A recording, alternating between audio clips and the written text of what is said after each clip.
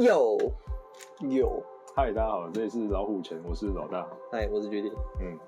那这支影片呢，到2023年的年尾了，我们想要入手一台超大但便宜，超大的玩具。对，就是以前我们买了很多台像 Prusa、像 Bamboo 这种精致的小机器。Prusa 有精致吗？应该说，我们其实一直在等一台比较大的机器。那我们那时候其实，在2年前，我们其实已经订了那个 Prusa XL，就是当年那个 Prusa Mark 3算是还不错的，对，当时已经算很精致的，因为当时要再精致就剩 LT Maker 了。然后后来我们买了 Bamboo， 对，就是在它的猎鹰面积256×256×256也够用，但是有时候还是希望能够再找更大一点的机器。对，所以有时候遇到一些需求，然后要印很大的东西的时候，我们都要拆件。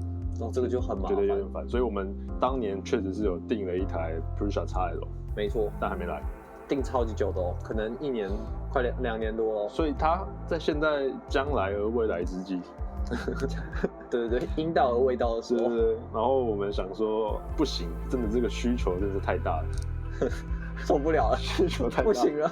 对，所以我们就想说，要不然买一台比较大，而且算便宜。没有，其实它就是一个过渡的时期，它要能够满足我们的需求，但它又不能真的完全满足，因为真的完全满足，我就把 Prusa XL 退掉了，就有点太，而且它要很便宜，对，不能觉得花了一笔冤枉钱以后都用不到，就跟好吃的小吃一样。为什么跟你好吃的小吃一样？因为它可以它可以完全抵一个正餐，但是却不能替代大餐的这种感觉。这个有点猥琐。不会。所以我们就搜寻了一台我们没有用过的牌子，而且要大，要算快，而且信誉良好，算用过口碑不错。其实我们在看的就是 Creality 跟 Elgoo，因为这2个都是非常大的牌子，而且它都有出很大的猎鹰机台。我看人家 YouTube 念它叫 Elgoo。好，那我们用中国他们本身自己的翻译叫爱乐酷。好，爱乐酷 ，OK。我不知道，这样没有问题。好，所以我们就物色到一台叫 Neptune Four Max。我听别人念是念 Neptune。好 ，Neptune。对，随便。那我们用中国式的发音。海王星4代。海王星4 Max。对，这台机器尺寸是420×420×500。480。哦，对，420×420×480毫米。对，它其实就是1颗音超级大了。它的前一代是420×420×500。你看变小了吧？那是3 Max。对，这台是4 Max。所以其实你一直往后叫 Max 也不一定越来越大台。对，但是会缩小的原因来自于它的风扇。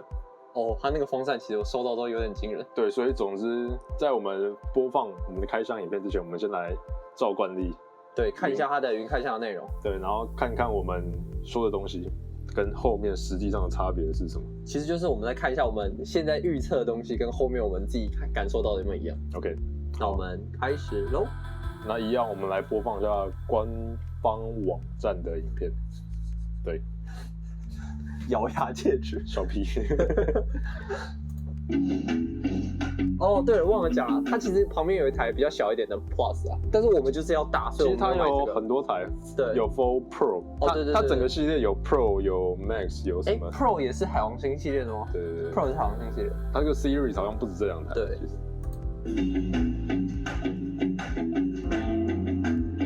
那这个是 Plus 的 ，Plus 的这个大小其实就跟 Prusa XL 没有差很多，所以当时我们没有 Plus 才320哎，但 Prusa XL 是353535啊，它有到385啊，是没错，但是这样可能没有差很多，但是跟以前的机器大概25公分左右比起来，它已经算大了。对，它其实大，所以选这种机器主要还是取决于你需要的尺寸。对，但我们想说，如果你买这个的话，最后会跟 Prusa XL 撞型。那 Prusa XL 会那么贵，所以我们拿它就觉得它就是有可能会像鸡肋一样，所以我们就宁可买更大。所以我们就买超大型。对，这样才有办法不会被取代。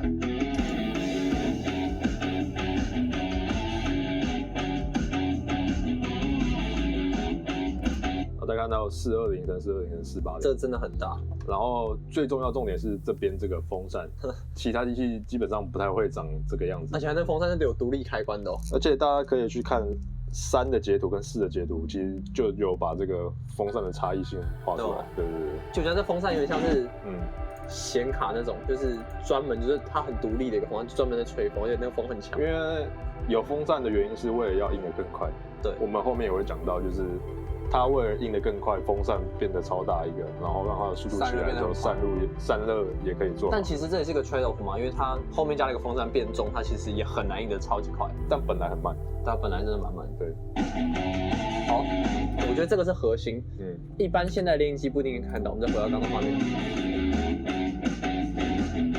Type C 接口 ，Type C 接口。因为为什么我真的觉得只有像 Elegoo 或者是 Creality 或者是像这种那个 Creality， 他们机器更新速度非常快的，可能1年1机，甚至有时候半年就出一个小代，对，它才会有立刻把 Type C 更新上去。不然你看 Prusa Cylo 现在那种什么 SD 卡，它到4也是 SD 卡联网，它其实也没有真正去更新要更快的才会用一些比较新的东西上去。不然有时候你又看到像我最近买公路车，它灯的充电的还是用 Micro USB， 做梯形的那个。对啊 ，Micro USB 就觉得完了，这产业都没有在进步的。然后我没有得罪他们。Type C， 然后一般的 USB-A， 对 Type A， 然后这个是以太网路线，对，以太网路线吗？然后这里有已经帮你安装好的 Clipper 人，所以就是你在装机装好了之后，你可以直接联网上去，然后开始做。没有，不能直接联网，你要再装一个那个小天线。没有，你不一定，你可以插一条网线就好。你插一条网线也可以。你有插就可以。对。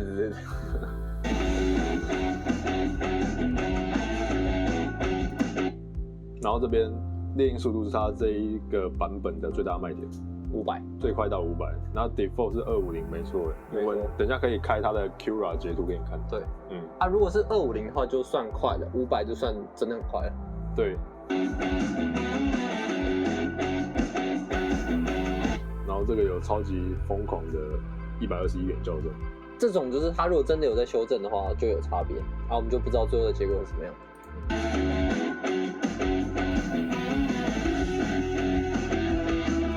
刚那个喷头的地方，我觉得就相对算是挤出人这边就蛮普通的，因为 Prusa Cylo 或者是马克4他们已经升级了，它都是用 Next Shooter， 所以这个系统就在相对来讲算是比较旧的。以前呢现在有做的比较像快拆式的，或是怎么样之类的。那这个就感觉跟马克3系列的有点像。对，就是比较旧世代的挤出系统。但它可能是双驱动或者怎么样。对。它的这个加热块的概念上，其实跟Bamboo的长得非常像。应该说，我觉得就基本上是类似的东西，只是它不是用那个叫什么加热棒块，它不是用加热棒，加热棒加热块，它用的是陶瓷加热片，对，陶瓷加热片去贴在上面。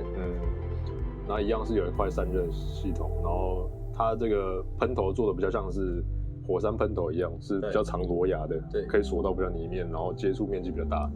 所以才能印得快，因为挤出系统有跟上，融的速度快，对。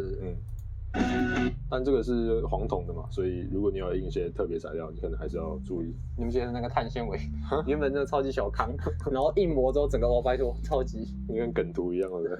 我不知道，逐渐安定。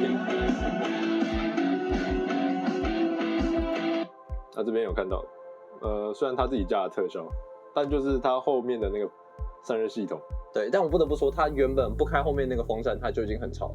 开后面那个风扇之后，吵到爆开，是真的超级吵的那种。应该说，我们都有预期到，就是如果当你风扇开满的话，的时候没有不吵的机器，那它这边如果你没有后面的风扇的话，就是侧边原本的散热这样。它散热量也是算够了，但后面那个开了之后，就是可以当电风扇吹都没问题。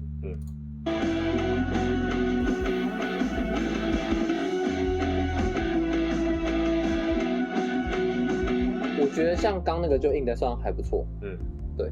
但是我有看过这个影片，所以后面有一个我觉得印的不怎么样的。这应该是要号称透明屏，有点透明的，但这个印的也还不错。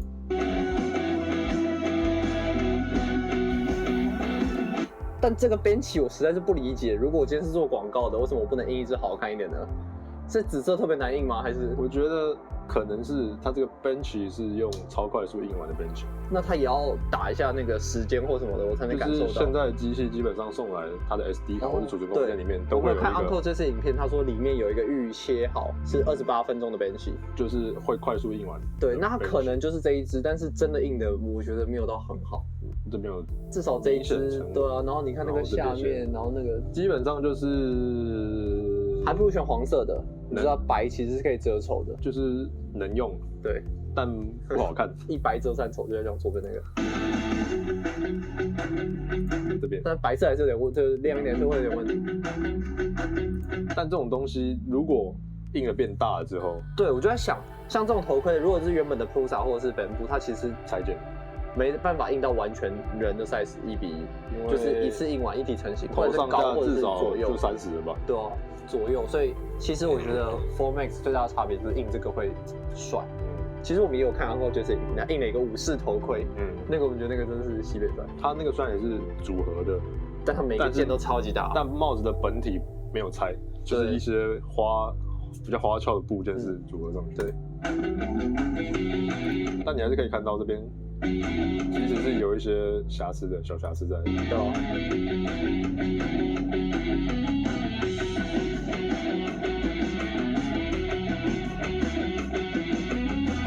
OK， 就这样。对啊，他的影片就这样。那我们接下来就看我们后续开箱的影片喽。OK， 那接下来播放的就是我们当初开箱影片。对。你觉得有差吗？当初跟现在谁比较帅？算了，不要聊。我觉得当初好像感冒。开始。嗨，大家好，我是老五前的 GT， 我是老大。OK， 好，那今天呢，我们要进行我们频道少数的高成本开箱。对，但是在开箱之前，我们要先跟大家讲一下，我们隆重升级一下我们的录音系统。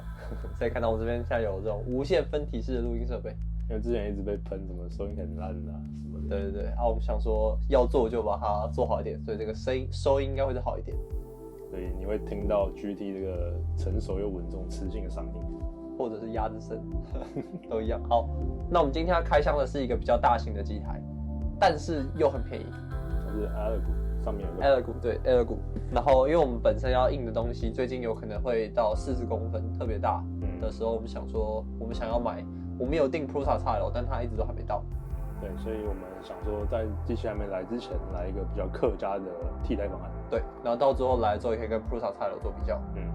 那这台机器是 Elegoo 的海王星 Neptune 4 Max 的版本。对 ，Max 就代表它的链尺寸超 Max。对，40公分起跳，42，对，乘48，所以这么大台的机台，它可以印的东西都特别多。所以我们今天特别清了一张非常空的桌子。没错，平常其实是不会有这么干净的桌面。然后我们等一下要在上面来做开箱。对，那它本身大家可以看到这么大的东西，但是却用这样的箱子装起来，就知道它是要自己组装的。对，所以有各种不管是组装还是列印等等的细节，可以跟各位观众分享一下。那当然有可能我们组装很久之后，发现装起来品质没有很好，会不会是我们的问题什么的？所以我们这个时候就研究一下，到底是组装的能力，还是说这个机器本身设计就好不好组装？那我们就开始吧。好，所以我们刚刚录完一个小小的 opening， 对，那接下来就是实际上的开箱的说实摄影。我跟你讲，这个就有趣了。什么意思？因为其实说摄影不有趣，就是我们说的摄影之后，我们干了很多蛮有趣的事。所以首先就是把机器打开。对啊，我跟你讲，我发现一件事，就是我很少看到这么重的龙门架。然后我一开始拿出来之后，我一直以为那2根是光轴。就是我手上拿那2根，你说这个吗？对，我想说，这世界上有这么粗的光轴吗？它是装在后面，然后更加稳固的。对。后来我想说，哇，这个光轴太粗了吧，而且也很不光滑。这个机器拿出来的时候，它其实是有些预先煮好的一部分。对啊，它大概是半成品。对。然后大家可以看到这边有一座灯条，其实在正上方。对，我觉得灯条还蛮灵魂的，就是该怎么形容呢？就是伸缩要有光感觉。然后就是它两边 Z 轴的最顶端这边，它有一个皮带，连接2侧。对，它就是让它同步，觉得它其实是有实质上的帮助的。你说这样拉的时候，你确定它的高度会一样吗？确定左右 Z 轴的高度不会跑掉，不会跑太多。因为对啊，因为有时候像你用其他龙门式机台，有时候如果你是双驱动，有时候有可能有一边比较秀的还是怎么样。对，就会 Prusa 的话，有时候左右高度很明显，就你感觉到差1-2毫米这样。那如果这些事情发生的话 ，Prusa 的改善方式就是按 calibration， 拉到底，然后让它对上面，然后撞一下，平了再下来。对。那如果有这种设计，我觉得一开始相对好像会好一点点。对，那就还不错这样。OK， 好，那就是组装过程，其实它基本上有一些半组装好了。对，我觉得特别就是它龙门很大，就什么东西放大，但是很特别，它有那个monitor，彩色 monitor，因为没有黑白。对，它有 monitor， 然后但缺点是它的这个移动设备是用滚轮的。可是 BQ 也是用滚轮啊，是没错啦，但你总是会希望可以用光轴系列，或者是可以用滑轨什么的。对，但而且那滚轮用了之后，导出满地粉。它的滚轮是会有掉粉的滚轮。对，就是很多粉丝的滚轮。对，所以其实你也可以自己升级你的滚轮，用其他材质。对，你就自己换滚轮，因为换高级的滚轮，静音轮或什么的。毕竟这一台也没多少钱。那现在就要讲价格吗？好，等一下吧。然后我们装上去之后，那个后面有个稳定架嘛，我一直想说那个是光轴，想说到底装在哪？然后料架，然后这边有一个断料 sensor， 然后它有断电 sensor。对啊，风扇已经装上去了，可以看到后面就有很大的一片。然后这个横片的就是风扇这样子。然后它的轴线就有点小固定。对。那这边我们一直在摸它的屁股。对，其实最的核心问题是因为电压不一样。对，我们刚开始把它插上去的时候，播放的时候发现，阿妈，你怎么没感觉？它完全没有反应。对，它没有。哎，是什么有亮吗？灯有亮还是什么的？都没有啊。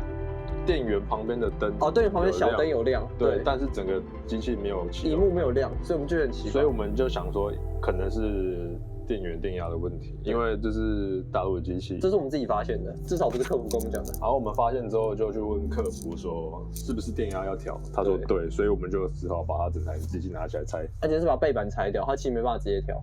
对啊，这样其实是有点麻烦，但因为它已经整合好在下面，所以不得不这样做。不过我觉得还好，因为一般人不会太遇到电压的改变，所以其实你这辈子只要调这一次就好。对，你只要调一次就好，只是这一次是蛮麻烦。如果你一开始没有调，后面调就比较麻烦，因为整台装好了，所以很沉。其实建议大家如果要买要装的话，一开始就先调好。对，可以找台湾代理商买，可以他会帮你调好。理论上是这样。对啊，然后把电压什么东西弄好之后再插回去，基本上就可以用了。没错，小猫亮了，所以对它就亮了，所以基本上整个过程蛮快的。对，大概不用2个小时。对，那这个2个小时还是包含了遇到问题 troubleshooting。troubleshooting， 淘宝客服回应也是蛮快的。所以基本上就好了，然后就可以开始试调，然后开始第一次列印。对。这个就很有趣了，就是我们一开始2给去动它。但这个速度其实没有问题，这个最主要不是速度问题，主要是因为中间有一层它跳层，然后跳层之后呢，就是我们一开始有适应 Benchy， 对，然后有成功在这里，基本上就是28分钟，然后印起来其实不难看，还行啦，但我觉得它有点 low poly 的感觉，但整体还不错，可能不是很清楚，对，总而言之就是跟那个预告影片。官网影片的差异不大，就是我们说不上超好看，有比它好一点点，但是没有差很多。对。然后我们印完那个之后，就马上开始印大只的8倍传。对，就是要印就要印超大只。对，我们就印8倍传，所以就这样。对。然后8倍传的第一次可以发现这边有一点小裂缝。对，它就是跳了一层，不知道为什么。为什么跳了一层？好像是因为它层移了，然后我们把那一层撕掉。层移了，然后撕掉之后，我们又重新归回原点之后开始印。但是因为我撕掉，所以就少了一层，所以就跳了一层。为什么层移？层移我觉得不是我造成的。我先甩锅，不是我。应该说，其实我们刚刚收到这个的时候，它的安装包里面有一个档案是 Cura 切片 ，Allegro 的 Cura 切片。对。但是我们安装的时候没办法安装，所以我们就想说，那我们不如用3的参数去印改。对，我们其实用 Prusa。然后 Bamboo Studio 都有试过，对，然后我们用3的参数去印，然后发现其实以现在来讲，其实发现效果不是很好，因为太快了，我们随便乱调太快，比较容易出现层移的问题。对，就是其实参数没有设定很好。对，所以后来我们还是乖乖的回官网去找它的那个 Cura 切片什么的。但是这跟这支影片没有关系，这支影片有趣的地方不在这，在于跳了一层之后，它的整艘船的龙头掉了，它就直接就掉下来了。他就直接印，对，然后就开始炒米粉，然后就直接被打出去，对，然后打出去之后就开始无限炒米粉，对，所以就告诉大家，如果你要印这么大型的东西，有错的时候宁可提早先处理掉。有一种就是尽量不要让它出错，宁可参数设保险一点，对，要不然的话就是炒超大型米粉就浪费很多料，对，这样就是1公斤哦，对，所以这艘船我们总共失败了2次。所以第3次尝试成功。对，所以基本上我们的船出来就是大概3公斤的成本。对。给大家看一下我们的船，那是第1次的影片，第2次的失败影片是长这样。然后就开始疯狂乘以。可以看到我们印之后，中间出现一些层移，然后越移越多，越移越多。你看看印之后这边出现层移，然后越来越出去，然后最后面因为没有换料什么的，然后断料侦测它要自己开。对，然后这边是我们第2次失败的时候发现，我们本来想说它有断料侦测系统，所以应该不会怎么样。对，结果后来发现断料侦测系统不是 default open 的，对，是你要自己在主动把它打开。对，要打开，所以大家要注意，就是断料侦测系统要开了，它才会有这个功能。对，要不然就像这样印，然后虽然它失败了，但是断料侦测系统也没有 trigger。反正他就是很失败，我觉得不要帮他走这里，他就是很失败，然后他去了，对，然后第3次是成功的，好，这个就有趣了。然后觉得可以拿那个传来给大家看，就是我觉得最核心的地方就是8倍传，而且这种事你知道吗？我这一辈子没有看清楚后面那个字，但这个字现在看得超级清楚 ，3D Benji， 对，它就印得超级清楚，对，这样看得到吗？所以这张船超级大，对，这是8倍船，8倍船，这是1倍船，1.3公斤。1倍船，8倍船，其实还蛮不错的。当然，你说真正的细节有没有瑕疵，它还是会有一点点。但是，这么大的份上，这点瑕疵基本上我是觉得可以忽略掉的。所以，对，基本上就是这艘船印了60个小时。可以顺便介绍一下，后面那台是我新买的IG， 我的公路车。这艘船印了60个小时，然后用料1.3公斤。对。那这边是他第1次换料的时间点，中间有点停顿。然后我刚好去骑车的时候，刚好发现这件事情，就发现他的车有时候会出现，有时候会消失。对，用出去骑车这样。然后这艘船的壁厚只有2层，对，然后填充密度5%，所以有些地方封的不是很完美，或是怎么样。那还行啦，对，那基本上这个东西我们参数调的比较保守之后，这一次就成功了，而且是还不错。对，然后60个小时就印完了，但基本上，如果大家有好好的去拿它的切片参数来看的话，或是你有到它的官网成功安装它的 Elegoo Cura 的话，对，大家这边会出现一个4 Max 的参数，然后这边会有3 Max 的参数，对，然后可以看到，其实原本3 Max 的均数在60左右，对，然后这个8倍船要切6天，将近7天，所以是165个小时。对，那这边的话，如果是他帮你 tune 好的参数，然后一般的0.2 fast tune 好的参数，他帮你调整1个小时1天18小时，对，所以是42个小时，是不是差很多？而且跟那个风扇也有蛮大的关系。对，然后最后面就是，如果你是用4 Max 的参数切比较高品质的 high quality 壁厚6层的话，对，那它的这个猎鹰天数也只要之前的一半，3 Max 的一半，3天12小时。所以基本上这台机器就是走一个比较大型，而且很大型，相对快，相对之前一代猎鹰速度快的这个路线。对，但我相信你如果还是印小东西的话，那你还是找真正快速猎鹰机，像 Forerun 或者是 Lambo 这种。如果你要印小东西，我觉得不推荐。它不会快，但是印大的东西它就是快。对。然后重点是它的价格。哦，对，这价格差很多。官网价格，大概就是$500以内。对。那还要含运费啊、关税啊，然后自己组装的人工费嘛。对。然后我们当初是走双11狂欢购物节，双11的某一些优惠，所以到手的价格加运费大概不到1100块，不到11000块。我想说你中间大概黑了多少钱？不到11000块台币。对。所以大家如果喜欢的话，可以去搜寻一下或怎么样。我们没有在代言，只是刚好买。因为我们自己有买到，但那个活动也过了，所以现在可能会贵一点，但双12购物节大家可以考虑一下，快到了。可能会贵一点，但可能还是比其他很多大型猎鹰机便宜很多。对，你如果要跟那种大的比的话，没错，可以考虑一下这台。对，好，这是这一次的云开箱，还有一些实际开箱的一些心得分享。好，但它还有一些优点、缺点什么的，可以等大家自己去发掘，或是可以留言在下面问我们。对，但重点可以帮大家测试一下。但重点就是，我觉得如果以大型猎鹰机来讲，你有猎鹰需求，然后品质要求没有到非常极致的话，对，非常推荐。